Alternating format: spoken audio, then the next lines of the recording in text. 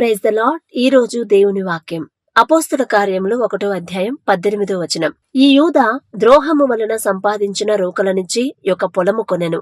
అతడు తలక్రిందులుగా పడి నడిమికి బద్దలైనందున అతని పేగులన్నయు బయటికి వచ్చెను. అయితే ఇస్కరియోతు యూదా గురించి మనందరికీ తెలుసు. దేవునిని ప్రేమిస్తున్నట్టే ఉంటాడు, కాని అతనిలో ఒకలాంటి గర్వం అనేది ఉండిద్ది. ఎప్పుడెప్పుడు తండ్రిని పట్టిద్దామా, ఎప్పుడెప్పుడు డబ్బు సంపాదిద్దామా, ఎప్పుడెప్పుడు యేసు ప్రభు వారిని ముందు పెట్టి ఈయన వెనకాల నుంచి డబ్బులు సంపాదిద్దామా అనే ఆలోచనే గాని నిజంగా తండ్రి ప్రేమ తెలుసుకొని తండ్రి చేయబోయే త్యాగాన్ని వివరిస్తానే ఉంటాడు. తండ్రి యేసు ప్రభు వారు ఎప్పుడు వివరిస్తానే ఉంటాడు. అయినా కూడా ఈయన ఎక్కువ ఆయన మనసంతా ఆ డబ్బు సంచి మీదే ఉండిద్ది కదా.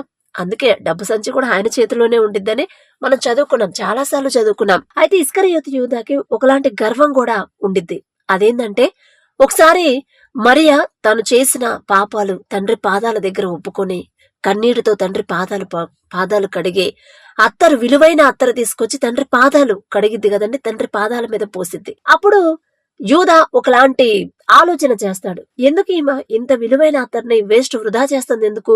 అదేదో ఆ అత్తరేదో అమ్మేసి బీదలకి ఆ డబ్బు ఇస్తే వాళ్ళకి కాస్త హెల్ప్ గా ఉండిద్ది కదా అనుకుంటాడు.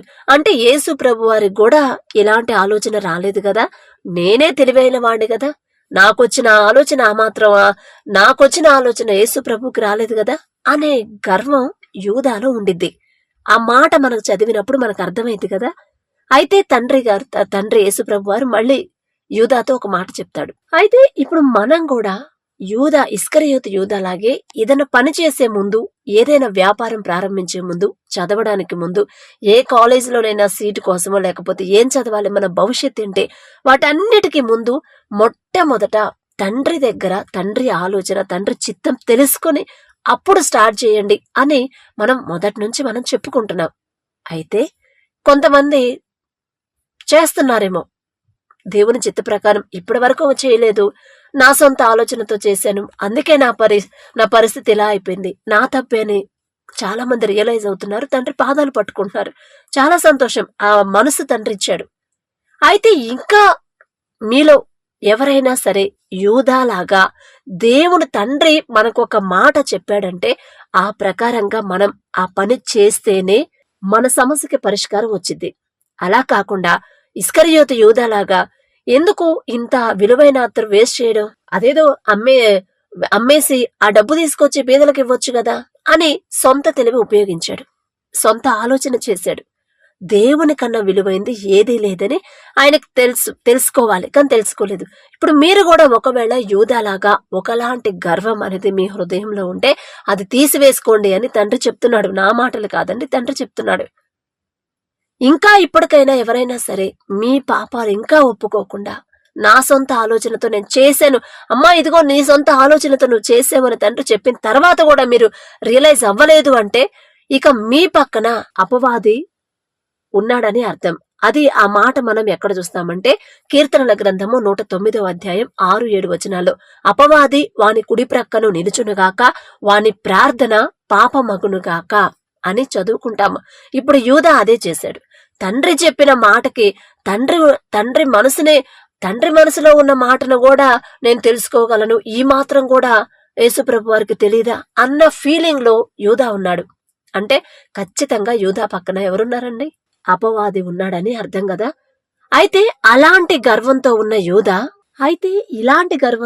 యూదా మరణించిన రీతి కూడా మనం ఒకసారి చూస్తే, ఆ సౌలు వలె ఇతడు కూడా ఆత్మహత్య చేసుకున్న ప్రయత్నించను గాని ఆ ప్రయత్నంలో విఫలుడాయను అని లేఖనం ద్వారా మనం స్పష్టంగా తెలుసుకున్నాం. అయితే ఈ యూదా ద్రోహము వలన సంపాదించిన రూకలనిచ్చి యొక్క పొలము కొనెను. అతడు తలక్రిందులుగా నడిమికి బద్దలైనందున అతని పేగులన్నయూ బయటికి వచ్చెను. తండ్రిని అప్పగించి గర్వించాడు. దేవునితో అన్ని సంవత్సరాలు ఉన్నాడే గాని, దేవునితో సహవాసం చేశాడే గాని, ఫ్రెండ్షిప్ చేశాడే గాని, దేవునితో నడిచాడే గాని నిజమైన తండ్రి ప్రేమను తెలుసుకోలేకపోయాడు, నిజమైన దేవుని మనస్తత్వాన్ని తెలుసుకోలేకపోయాడు. చివరికి దానివల్ల ఏమైంది? మళ్ళీ వాళ్ళు యేసుప్రభు వారు ఆరాధనలో పాల్గొంటే యూదా కూడా పాల్గొనేవాడు. ఎక్కడ మీటింగులు జరిగినా, ఎక్కడ బోధిస్తున్నా అక్కడ ఉండేవాడు. ప్రతి చోట ఉండేవాళ్ళు కదా శిష్యులు. అన్ని సంవత్సరాలు తండ్రితో తిరిగినా కూడా తండ్రి ప్రేమ తెలుసుకోలేకపోయాడు, తండ్రి మనస్తత్వం తెలుసుకోలేకపోయాడు, ఆ సున్నితత్వం తెలుసుకోలేకపోయాడు. చివరికి ఏమైందంటే లోకంలోనే బ్రతికాడు, లోకాన్నే ప్రేమించాడు. వెంబడించడం అయితే యేసు ప్రభువారినే, కానీ ఆయన మనసంతా మాత్రం లోకం మీదే ఉంది. ఆ చివరికి ఏమైంది? ఎంత భయంకరమైన చావు వచ్చింది, ఎంత భయంకరమైన చావు. త్రాడుతో ఉరివేసుకొని తలకిందులుగా నడిమికి బద్దలైందంటే, ఒకవేళ ఉరేసుకొని ఆ టైంలో ఒకవేళ తాడు తెగుండొచ్చు, తెగినప్పుడు అది కింద పడిపోయి ఉండొచ్చు. కింద పడేటప్పుడు ఒక షార్ప్గా కోపుగా ఉండే రాయి మీద అతని పొట్ట, అంటే ఆ పొట్ట ఆ రాతికి గుచ్చుకొని ఉంటుంది కదా, గుచ్చుకోవటం వల్ల ఆ పేగులన్నీ కూడా బయటకు వచ్చేసాయి. మరి అతను తలక్రిందులుగా పడి నడిమికి బద్దలైనందున అతని పేగులన్నీ బయటకు వచ్చినంటే ఇక అదే జరిగిండిద్ది కదా. అంత భయంకరంగా ఉండిద్దండి. మనం భక్తి చేస్తున్నాము, కానీ నిజమైన భక్తి చేయాలి.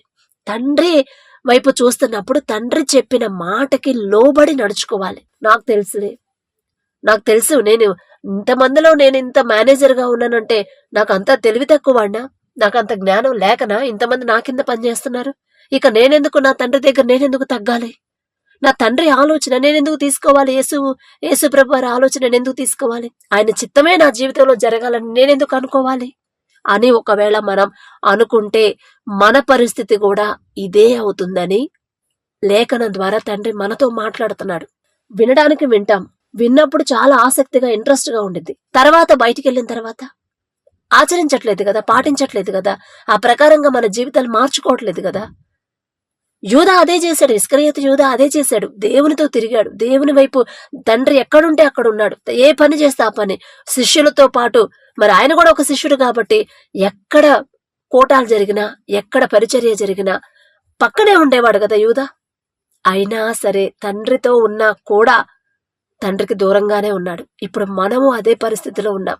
వారం వారం చర్చికి వెళ్ళినా, ప్రార్థన చేస్తున్నా, ఇంట్లో బైబిల్ చదువుకున్నా, 2 పూట్ల ప్రార్థన చేస్తున్నా, కన్నీటి ప్రార్థన, భారమైన ప్రార్థన, ఉపవాసం ఉండి ప్రార్థన చేస్తున్నా కూడా దేవునికి దగ్గరగా ఉండట్లేదు. దానికి ఉదాహరణ ఏంటంటే మన జీవితం మనం మార్చుకోకపోవడం, వాక్య ప్రకారం మన జీవితాలు మార్చుకోకపోవడం. మన ఆత్మీయ స్థితి తండ్రికి దగ్గరగా ఉందా, లేకపోతే లోకానికి దగ్గరగా ఉందా? ఇప్పుడు యూదా పరిశీలన చేసుకోలేదు. యూదా, నేను తండ్రితో తిరుగుతున్నాను, మరి నేను తండ్రి మనసుకు దగ్గరగా ఉన్నానా, లోకంలో ఉన్నానా అని తెలుసుకోలేకపోయాడు. అందుకే అటువంటి భయంకరమైన చావు వచ్చింది. ఇప్పుడు మనం కూడా క్రైస్తవులుగా మన పరిస్థితి కూడా ఇదే. ప్రతి వారం చర్చికి వెళ్తున్నాం, ఖచ్చితంగా ఎక్కడ మీటింగ్స్ అంటే అక్కడికి వెళ్తున్నాం. స్త్రీల కూడిక, పురుషుల కూడిక, యవనస్తుల కూడిక, అన్ని మీటింగ్స్ కి అటెండ్ అవుతున్నాం. కానీ మనం హృదయం మాత్రం దేవునికి దూరంగానే ఉంది. ఎందుకంటే తండ్రి చెప్పిన మాట ప్రకారం మనం మార్చుకోవట్లేదు. మిగతా శిష్యులు తండ్రి మాటకు లోబడ్డారు. మీరు అలా ఉండండి, మీరు ఇలా ఉండండి, మీరు జాగ్రత్తగా ఉండండి, మీరు ఇతరులను ఇలా ప్రేమించండి, మీరు వాళ్ళ మీద ఇట్లా జాలిపడండి, మీకు కలిగిన దాంట్లోనే వాళ్ళకి సహాయం చేయండి. ప్రతి విషయంలో కూడా మీ కన్ను జాగ్రత్త, మీ చూపు జాగ్రత్త, మీ నోరు అదుపులో పెట్టుకోవాలి, మీ ఆలోచనలు కూడా జాగ్రత్త అని ప్రతిదీ కూడా శిష్యులకి బోధిస్తా ఉన్నాడు, ప్రజలకు కూడా బోధిస్తా ఉన్నాడు. అయితే మిగతా శిష్యులైతే సీరియస్ గా తీసుకున్నారు, ఎందుకంటే నిజంగా తండ్రిని ప్రేమించారు కాబట్టి. కానీ యూదా దేవుడిని ప్రేమిస్తున్నానని చెప్పుకుంటున్నాడే గాని అతని మనసు మాత్రం లోకానికి దగ్గరగా ఉంది, లోకాశలకే దగ్గరగా ఉంది. మరి మీరు ఈ మాటలు వింటున్న మీరు కూడా గమనించుకోండి, మీ స్థితి ఎలా ఉంది? మీ స్థితి కూడా ఇస్కరియోతు యూదా లాగుందా? దేవునికి దగ్గరగానే ఉన్నాము, తండ్రి అంటే నాకు చాలా ఇష్టం, నా యేసయ్య నా ప్రాణం అని మాటతో నోటితో చెప్తున్నారా? మరి మీ హృదయాలు కూడా దేవునికి అంతే దగ్గరగా ఉన్నాయా? దేవునికి దగ్గరగా ఉన్నాయి హృదయాలు అంటే ఖచ్చితంగా మీ ఆలోచన గాని, మీ ప్రవర్తన గాని, మీ చూపులు గాని, మీ మాట గాని అన్నీ మారిపోవాలి. సాత్వికమైన మనసు, సున్నితమైన మనసు, తగ్గింపు జీవితం. ఎదుటి వాళ్ళు ఎన్ని మాటలన్నా సరే మనం తగ్గించుకోవాలి. ఇవి నేను చెప్పట్లేదండి, బైబిల్లో తండ్రి చెప్తున్నాడు. ఒక్కసారి పరిశీలన చేసుకోండి.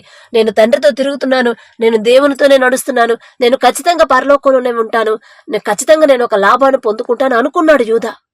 కానీ లేదు, నేను వారం చర్చికి వెళ్తున్నాను, తండ్రి చెప్పిన విధంగా 10వ భాగం ఇస్తున్నాను, ఉపవాసం ఉండమని చెప్పాడు బైబిల్, ఉపవాసం ఉంటున్నాను. అలాగే మీటింగ్స్ కి అటెండ్ అవ్వమన్నాడు, మీటింగ్స్ కి అటెండ్ అవుతున్నాను. అలాగే అనేక మీటింగ్స్ లో గానీ అనేక ఆరాధనలో నేను పాల్గొంటున్నాను, కాబట్టి ఖచ్చితంగా నాకు పరలోకం గ్యారంటీ అనుకుంటున్నారేమో. ఒక్కసారి చూసుకోండి. మీ హృదయాలు, మీ జీవితాలు దేవునికి దగ్గరగా ఉన్నాయా, దూరంగా ఉన్నాయా? ప్రార్థన చేసుకుంటే సరిపోదు. దేవునికి దగ్గరగా తండ్రి చెప్పిన మాట చొప్పున మీరు నడుచుకుంటున్నారా? మీ ప్రవర్తన, మీ పద్ధతులన్నీ మార్చుకుంటున్నారా లేదా అనేది ఒక్కసారి పరిశీలన చేసుకోవాల్సిందే. ప్రతిరోజు మనల్ని మనం పరిశీలన చేసుకోవాలంట. నేనెలా ఉన్నాను? నా తండ్రి దృష్టిలో నేను ఎలా ఉంటాను? నేను ఎలా ప్రవర్తిస్తున్నాను? నేను ఎలా నడుస్తున్నాను? నా మాట ఎలా ఉంది? ఎదుటి వాళ్ళకి బాధ పెట్టేలాగుందా? వాళ్ళు చెప్పేదానికి నేను కోపంగా సమాధానం ఇస్తున్నానా, లేకపోతే సున్నితంగా మాట్లాడుతున్నానా? నాలో నా తండ్రి ప్రేమ ఇతరులకు నేను చూపిస్తున్నానా లేదా అని ప్రతిరోజు మనం పరిశీలన చేసుకుంటా ఉంటేనే మన జీవితాన్ని మనం మార్చుకోగలం. లేకపోతే ఇక ఇస్కరియోతు యూదాలాగా మన జీవితం కూడా అంతే వ్యర్థమైపోయిద్దండి. ఎంత భయంకరమైన చావు వచ్చింది. ప్రార్థన చేస్తున్నాం గాని దేవునికి దూరంగానే ఉన్నాం. భక్తిలో ఉన్నాం గాని దేవునికి దూరంగానే ఉన్నాం. దేవునితో పాటు నేను నడుస్తున్నాను అనుకుంటున్నాం. లేదు, లోకంతో నడుస్తున్నామని ఇస్కరియోతు యూదా ద్వారా తండ్రి మనతో మాట్లాడుతున్నాడు. ఆ యూదా గురించి మనకి చూపించి తండ్రి మనలో కూడా ఇలాంటి మనసు కలిగి ఎవరైనా ఉన్నారేమో నాకైతే తెలీదు. కాబట్టి ఒకసారి చూసుకోండి, మిమ్మల్ని మీరు పరిశీలన చేసుకోండి. నాకైతే తెలీదు, కానీ తండ్రి ప్రతి ఒక్కళ్ళని చూస్తున్నాడు. మాట చొప్పున నడుచుకోవాలి. మిగతా శిష్యులు తండ్రి మాటకు లోబడ్డారు. వాళ్ళకు కలిగిందంత సమస్తాన్ని వదిలేసుకున్నారు. తండ్రిని మాత్రమే వెంబడించారు. తండ్రి ఏ చెప్తే అది చేశారు. అది చెయ్యొద్దు అంటే చేయలేదు. మధ్యలో వాళ్ళకి డౌట్లు వస్తా ఉంటే ఒకవేళ జారిపోతా ఉన్నారనుకున్నప్పుడు తండ్రి మళ్ళీ వాళ్ళని హెచ్చరిస్తా ఉన్నాడు. అలాగే మనల్ని కూడా తండ్రి ఎన్నోసార్లు ఎన్నో విషయాల్లో హెచ్చరిస్తూనే ఉన్నాడు. అయినా సరే మీరు ఆ హెచ్చరికలు పక్కన పెట్టి నేను ప్రార్థన చేస్తున్నాను, నేను భారంగా ప్రార్థన చేస్తున్నాను, కన్నీటితో ప్రార్థన చేస్తున్నాను, తండ్రి పాదాలు పట్టుకుంటున్నాను కాబట్టి ఖచ్చితంగా నాకేం కాదు అనుకుంటున్నారేమో. అలా కాదండి. మన ప్రవర్తన, మన జీవితాలు, మన చూపులు, మన ఆలోచనలు, మన మాటలు, మన నడవడిక మొత్తం మారిపోతేనే, తండ్రి చెప్పిన రీతిగా మనం మార్చుకుంటేనే మనం తండ్రిని ప్రేమిస్తున్నట్టు లెక్క. తండ్రి దృష్టిలో తండ్రితో పాటు రేపు పరలోకంలో ఉంటామన్న లెక్క. లేకపోతే ఇస్కరియోతు యూదా అనుకుని ఉంటాడు, నేను ఎంత భక్తిగా, ఎంత పొద్దున లేవంగానే ఫస్ట్ నా తండ్రితో నడుస్తున్నాను కదా, యేసుప్రభు వారు ఎక్కడుంటే అక్కడే ఉంటున్నాను, యేసుప్రభు వారు ఏ మీటింగ్స్ కల్లా నేను అటెండ్ అవుతున్నాను, ఎంత భారంగా ప్రార్థన చేసినా నేను చేస్తున్నాను అనుకొని ఉంటాడు. కానీ చివరికి ఎలా జరిగింది? ఆయన మనసు మాత్రం లోకం వైపే ఉంది. ఆయన మనసు మాత్రం దేవుణ్ణి అంటిపెట్టుకోలేదు. ఈ మాటలు వింటున్న మీరు మరొక్కసారి తండ్రి గద్దిస్తున్నాడు. మీ మనసులు ఎలా ఉంటున్నాయి? మీ మాటలు ఎలా ఉంటున్నాయి? మీ చూపులు ఎలా ఉంటున్నాయి? మీ ఆలోచనలు ఎలా ఉంటున్నాయి? మీ ప్రవర్తన ఎలా ఉంటుంది? మీ జీవితాలు ఎలా ఉంటున్నాయి అని తండ్రి పరిశీలన చేస్తున్నాడు. ఇస్కరియోతు యూదాలాగా దేవునికి దగ్గరగా ఉన్నాను అనుకుంటున్నారేమో. లేదు, మీరు దూరంగానే ఉన్నారు అని తండ్రి చెప్తున్నాడు. మరి ఏ విషయంలో మీరు తండ్రి మనసుకి దూరంగా ఉన్నారు నాకైతే తెలియదు. తండ్రి చూస్తున్నాడు. మిమ్మల్ని మీరు పరిశీలన చేసుకోండి. ఒకవేళ దేవునికి దూరంగా ఉన్నాను అని మీకు అనిపిస్తే ఈ మాటలు విన్న తర్వాత మీరు ఖచ్చితంగా కష్టమైనా సరే నోరు ఒకవేళ అదుపులో లేకపోతే అదుపులో పెట్టుకోవడానికి ట్రై చేయండి. కంట్రోల్ చేసుకోవడానికి ట్రై చేయండి. ఒకవేళ మీ వల్ల కాకపోతే తండ్రి పాదాలు పట్టుకోండి. ఇప్పుడు మనకి చేతగాంది ఇతరులు అడిగి పని చేయించుకోవడానికి పెద్ద ఇబ్బంది పడకూడదు కదా. మన వల్ల కావట్లేదు, తండ్రి పాదాలు పట్టుకుంటే ఖచ్చితంగా తండ్రి మనకి సహాయం చేస్తాడు. ఎందుకంటే మనం మారడానికి మనం అడుగుతున్నాం, మంచి దారిలో నడవడానికి తండ్రిని హెల్ప్ అడుగుతున్నాం కాబట్టి ఖచ్చితంగా తండ్రి సహాయం చేస్తాడు. ఇక వేరే వాటికైతే చెప్పలేం, అంత కన్ఫామ్ గా చెప్పలేము. వేరే వాటికంటే అయ్యా నేను ఇల్లు కట్టుకోవాలి, నేను అయి కొనాలి, ఈ కొనాలంటే వాటికి లోకపరమైన వాటికి గ్యారంటీ అయితే నేను ఇవ్వలేను. కానీ ఆత్మీయ పరంగా నన్ను నేను కంట్రోల్ చేసుకోవాలయ్యా. నా మాట ఇలా ఉంటుంది, నా భర్తతో నేను ఇలా ఉంటున్నాను, నా ఇంట్లో వాళ్ళతో నేను ఇలా ఉంటున్నాను, నా సమాజం వాళ్ళతో నేను ఇలా ఉంటున్నాను, నేను అలా ఉండకూడదు. మీ ప్రేమ నాలో ఎదుటి వాళ్ళకి కనపడాలి. అలా ఎలా నడుచుకోవాలో నాకు నేర్పించండి. మార్చుకోవాలని నాకు ఆశగా ఉంది, కానీ నా వల్ల కావట్లేదు తండ్రి అని గనక మీరు ఇదే ప్రార్థన చెయ్యండి. మీ అవసరతలు, మీ సమస్యలు అవన్నీ పక్కన పెట్టేసి ఈ ప్రార్థన చెయ్యండి. ఖచ్చితంగా తండ్రి జవాబిస్తాడు. మనకు తెలియకుండానే మనలో మార్పులు వస్తాయి, మీరు గమనిస్తారు. కాబట్టి తండ్రి సహాయాన్ని అడుగుదాం. దయచేసి అందరు కళ్ళు మూసుకోండి. కృపగల దేవా మీకే స్తోత్రం, రాజాది రాజా మీకే స్తోత్రం, దేవాది దేవా మీకే స్తోత్రం. నా తండ్రి వాక్యం ద్వారా మాతో మాట్లాడిన దేవా మీకే స్తోత్రం. మరి మేం కూడా నా తండ్రి ఇస్కరియోతు యూదాలాగా మీతోనే కలిసి ఉంటున్నాము తండ్రి. ఆరాధనలో ప్రతి వారం మేము పాల్గొంటున్నాము. ప్రతి మీటింగ్ కి మేము అటెండ్ అవుతున్నాం, ఉపవాస ప్రార్థనలు చేస్తున్నాం, ఎన్నో రోజులు ఉపవాసం ఉంటున్నాము, అన్ని పర్ఫెక్ట్ గానే చేస్తున్నాము. కాబట్టి ఖచ్చితంగా నా తండ్రికి నేను దగ్గర ఉన్నాను, ఖచ్చితంగా నా తండ్రి దృష్టిలో నేనున్నాను, నేను నా తండ్రితో పాటు పరలోకంలో ఉంటాను అని ప్రభువా బిడ్డలు ఒకవేళ అలా అనుకుంటున్నారేమో. అలాంటి ఆలోచన బిడ్డలకు రానివ్వద్దు నా తండ్రి. ఆ గర్వం అనేది బిడ్డలకు రానివ్వద్దు. గ్యారంటీగా నేను పరలోకంలోనే వెళ్ళిపోతాను, పరలోకంలోనే ఉంటాను అనే గర్వం, అహంకారం అనేది బిడ్డలకు రానివ్వద్దు ప్రభువా. ఆలోచన ఇవ్వండి. మరి నా ప్రవర్తన ఎలా ఉంది, నేను ఎలా ఉన్నాను? ఇస్కరియోతు యూదా కూడా నాలాగే ఉన్నాడు ఒకప్పుడు, కానీ చివరికి మరణం, ఎంత భయంకరమైన మరణం వచ్చిందో ఇస్కరియోతు యూదాకి. మరి ఇప్పుడు నేను ఎలా ఉన్నాను? నేను భక్తి గల దానని చెప్పుకుంటున్నానే కానీ నా ప్రవర్తన ఎలా ఉంది, నా జీవితం ఎలా ఉంది, నా మాట తీరు ఎలా ఉంది అని ప్రభువా బిడ్డలు ఆలోచించుకోవాలి. మీరిచ్చిన గద్దింపుని వాళ్ళు సీరియస్ గా తీసుకోవాలి ప్రభువా. వాళ్ళు ఆలోచించే హృదయాన్ని బిడ్డలకు స్థిరపరచండి నా తండ్రి. వారి మాట, వారి చూపు, వారి ప్రవర్తన మార్చుకునేలా మీ కృప అనుగ్రహించమని. మా వల్ల కాదు తండ్రి, బలహీనులం ప్రభువా, మా బలహీనతలు ఎరిగి ఉన్న దేవా. మరి మాకు మీ సహాయం లేకుండా మార్పు అనేది మాకు రాదు ప్రభువా.